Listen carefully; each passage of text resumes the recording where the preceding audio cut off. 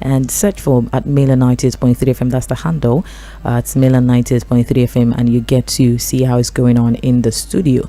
And you also drop your perspective, your analysis as well at the provision made available on Facebook or YouTube. You can also listen via Radio Garden. Just download the Radio Garden app either on Google Play Store or Apple Store, depending on the kind of phone you use, and then you get to join the conversation as you are going on with whatever you are doing there. Right, you're welcome on board once again. Good morning, Matthew Okodua. Good morning, Lydimo. How are you today? I'm doing very well. How are you too? Yeah, I'm good. Well, good to know. Good to know that. You're welcome on board. Thank you. All right. Because of our time, let's quickly get through to what we have today. But of course, we'll definitely start on a very, very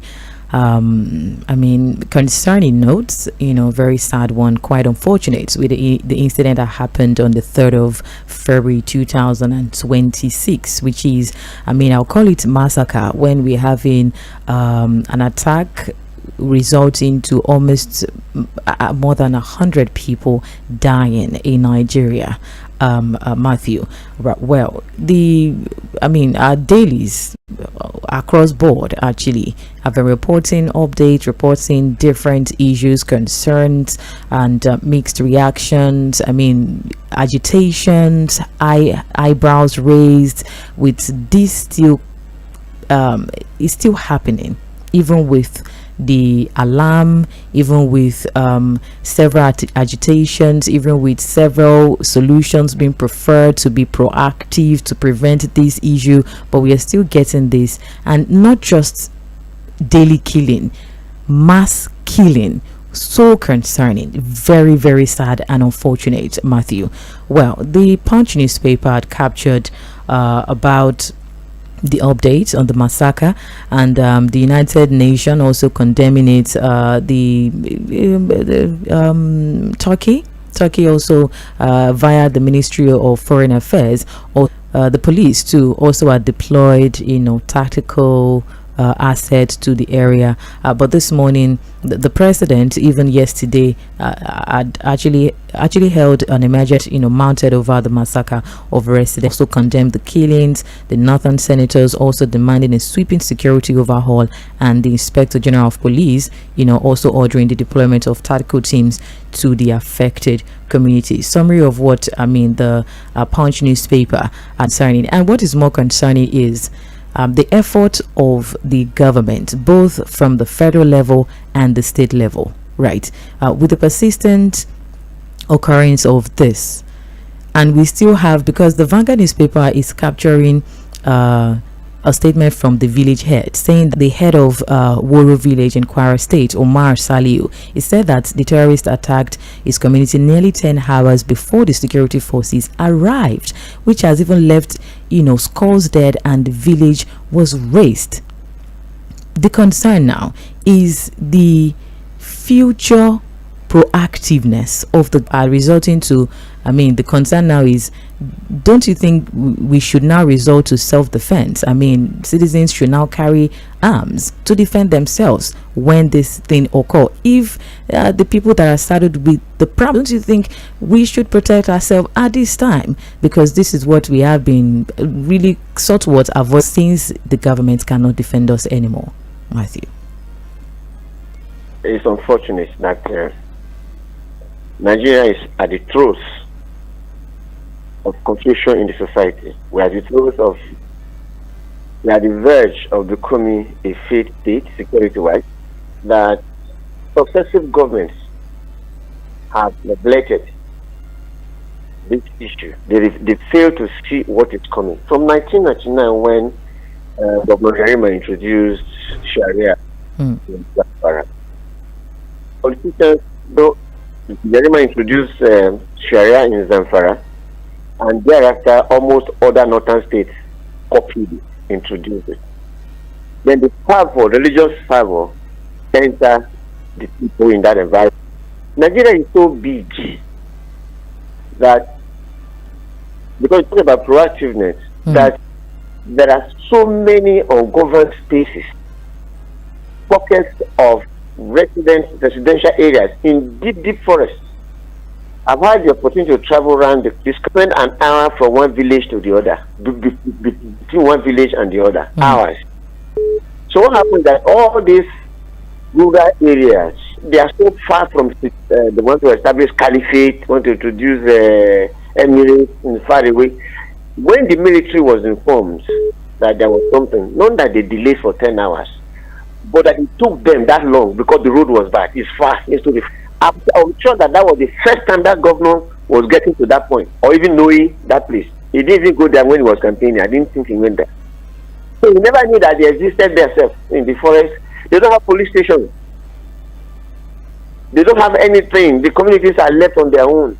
So all these people who are now trying to spread, Islam all over the place, they take advantage of them. Look in with this Mahmuda. Mahmuda is a splinter of Boko Haram, but they have the same ideology, reject Western education, oppose government, and implement strict Sharia laws. And all these things they are bringing it up in the federal state, in the federal country. Allow that Sharia in 1999 in democracy.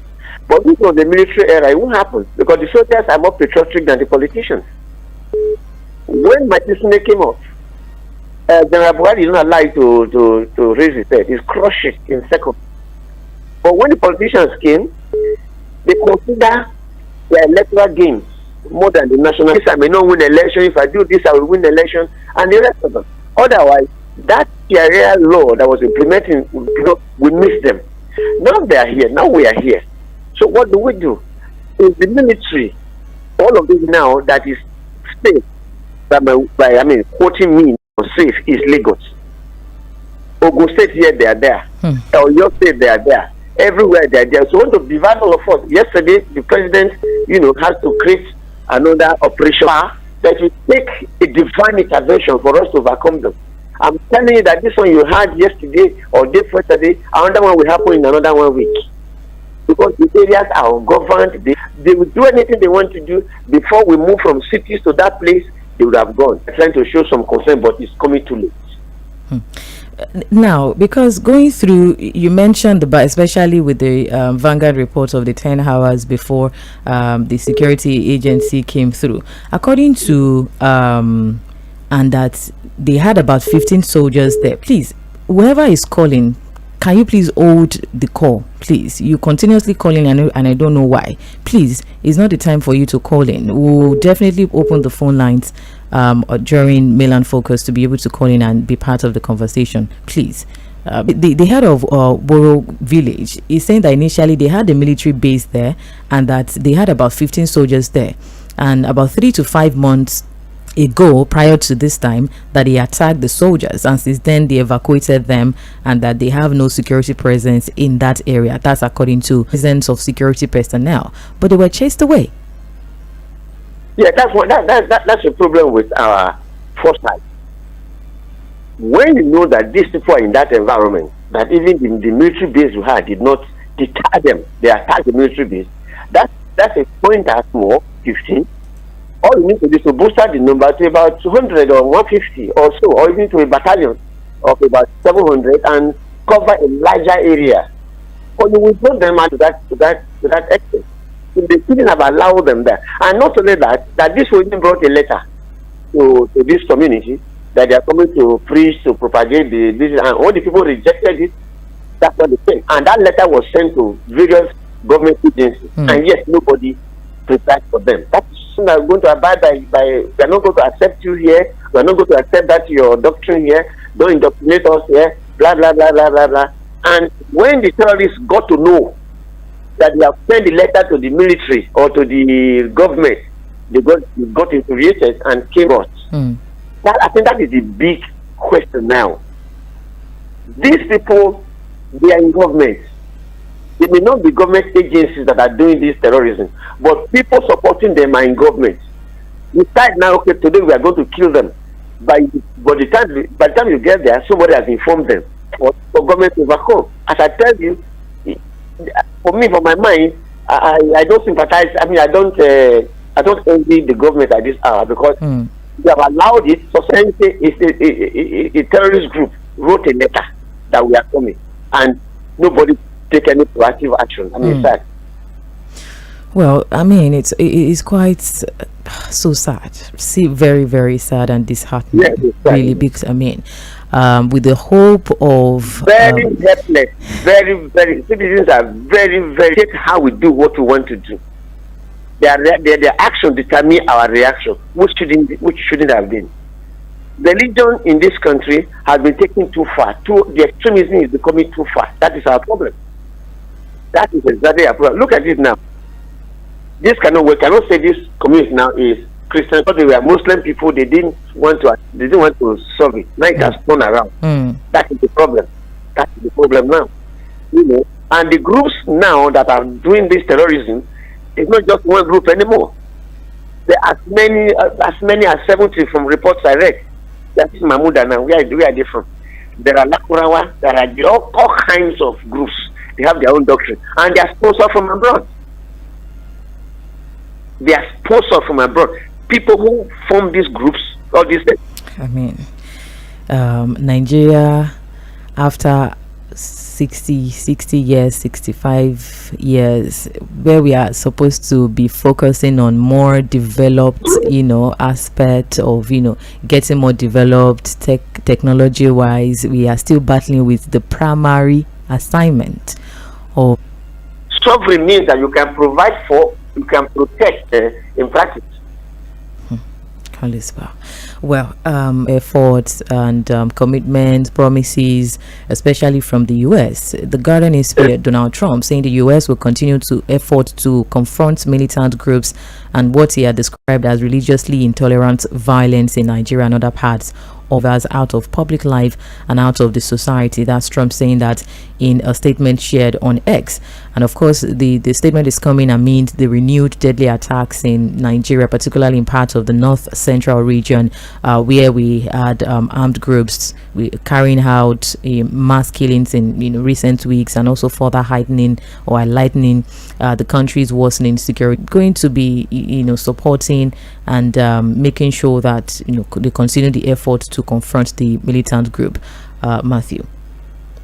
Yes, the American involvement is help from above. What I mean by help from above is that doing it concentrations will hinder the progress of any fight against terrorism. How many of our soldiers have been killed, officers? But the next thing is that, somebody told the enemy that we are coming. On what ground? On religious grounds. Somebody happened the negligence of successive governments. So the Americans, their involvement, as I said, is help from above, and it is welcome. This also hoping that the local people, that the Nigerian people who are involved in the collaboration, they will not betray against Muslims. Everybody is feeling it. Everybody is feeling it. Every forest, they won't know it. They won't have to say, are you a Christian or a Muslim? No, they don't. When they go to the community, they just want a space to establish their own caliphate. They don't want to know whether you're a Christian or Muslim then, as at that time. But now, the Americans have come in and lead the operation, lead them to territories that they don't know. Then that is if they are whatever going to fight for us. Still trends in the papers on 98.3 FM, the sound of Lagos, and we have Matthew Okodu on the other side, also giving more understanding to this very issue. Quickly, also the Vanguard newspaper is capturing on a court order, court ordering the UK to pay, precise, that now ordered the British government to pay about 420 million pounds in compensation to the families of the 21 Nigerian coal miners that were brutally killed. By the killings were unlawful, and then they are amounting to an extra to the victims' lawyers and in national newspapers in Nigeria and the UK. And so each family is to receive 20 million pre-judgment interest and exemplary damages. Of course, the suit was filed by human rights activist Greg Honor, who had demanded, acknowledgement of liability and full reparations fees head of the Commonwealth, as well within 60 days, to also ensure that this justice is delivered and reparations are implemented. Just to quickly recall what happened that is leading to this ruling, the tragedy actually occurred at the Iva Valley coal mine in Enugu State, where mine authorities had ordered the mine closed. But when miners, resisted that, FS Philip, the colonial police chief, had reportedly commanded soldiers to open fire, which actually led to the massacre that claimed the lives of 21 miners. Right, and so after brutal nature, the colonial police people were treating Nigerians. Were treating people in this territory. I mean, what was your offense? We just need pay rights. We need better conditions of service. But then, after about 70 years, the issue has come up now. But what we are looking at is, with the British government accept this judgment, that the Nigerian government should engage the British people on British government on diplomatic. Nothing will happen.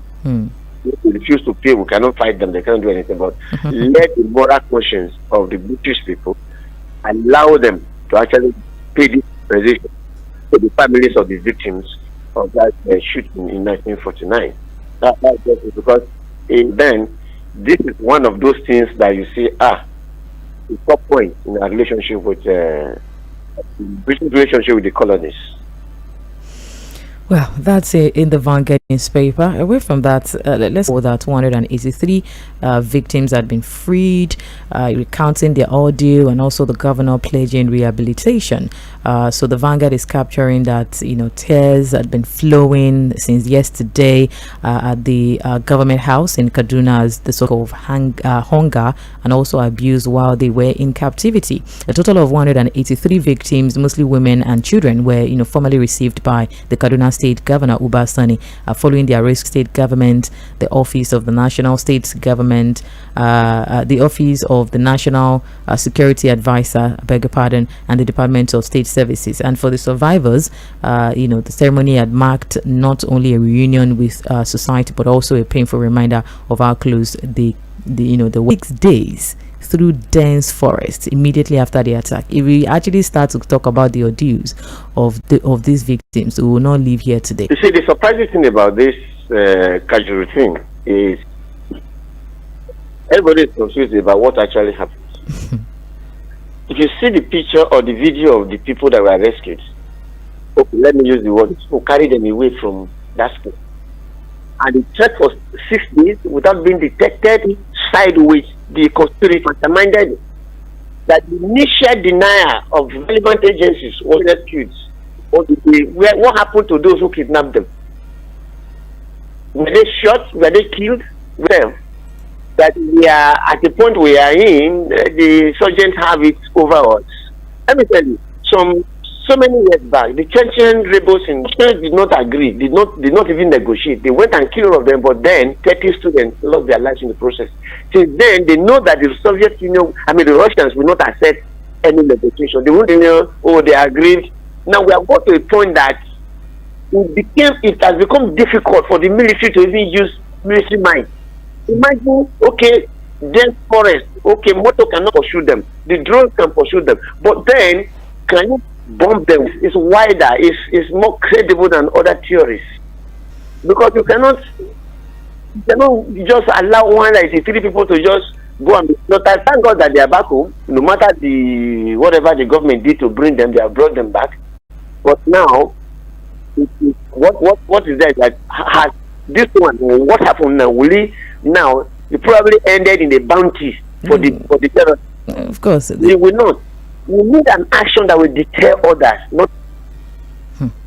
Well, the means of rescue has always been questionable, really. Yeah. Are they rescued? Are they released?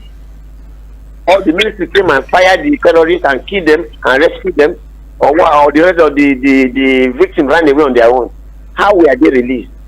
Everybody is jumping up and down, not knowing what happened behind the scenes. So we should in this matter. So we should have it at the back of our mind with this tragedy rescue. How? What happens? How? So people should now start abducting. At the end of the day, if we are able to get the value of what was done, you will be surprised. You will be overwhelmed by anything that you are going to say about it. Well, still trends in the papers quickly before we step aside in the public as a space of discourse, especially with the recent passage of the Electoral Bill 2025, but maintaining the status quo about the electronic transmission of election results before the leadership passed the election chamber had come under fire on Wednesday, following the reports that lawmakers had rejected proposals for the electronic transmission of especially the Senate president, maintaining that the lawmakers had retained the electronic transmission as provided under the 2022 Electoral Act, which is a distinction he said was necessary to avoid legal. But in 2022 Electoral Act, it was not made mandatory. Mandatory. It was an option. It should be the only thing. And not to be mandated. If it's mandatory nature, everybody is agitated about. Not whether you say if you retain it as it is in like the 2022 Electoral Act, it means you have done nothing. You have done nothing about it. So that is the question. For me, what not that they didn't retain it, it's there, but they didn't say mandatorily they must release through electronic whatever. That is the question. Real-time result, that is, you don't have any other option. It must be electronically transmitted, a kind of communication network that will make elections they are transmittable electronically. That's what we are expecting. Not that it is retained for what? What has been there? What did it help us to do? It didn't help to do anything. INEC did not transmit real-time results, like that. If that's what you have there, you have done nothing. Like you are looking at. That mandatory transmission we are looking at, compulsory, not as alternative, not as a choice. Okay, between this and this, you can decide. No, if you give it within for INEC, they will do what they did. They don't understand. We didn't say it was not there; it was there, but it was there without powers. Exactly. Because immediately after the last election, that was the clamor. I mean, that was the agitation about let it be compulsory, a constitutional result mandatorily through electronic transmission. Do it. That is what we are looking at. Which one will retain it, will not retain it. That's not what we are looking for. Let it be. For lack of word, use the word pessimistic about the body language of the Senate, especially when it comes to the amendment in the electoral bill. Now, they couldn't disappoint them actually, because what electorates are really expecting. But let it be that boy, let this thing be mandatory. No other way. We want only this way. Then that's because there's no network. Which network? Is there any village there's no GSM now? The forgery. Thank you, Matthew. Really appreciate. Just other headline in the Punch. We have PDP crisis breakfast. 38 captures out of the Punch. Thank you very much for your time, Matthew. Thank you very much for having me. All right, so we're back for Mela.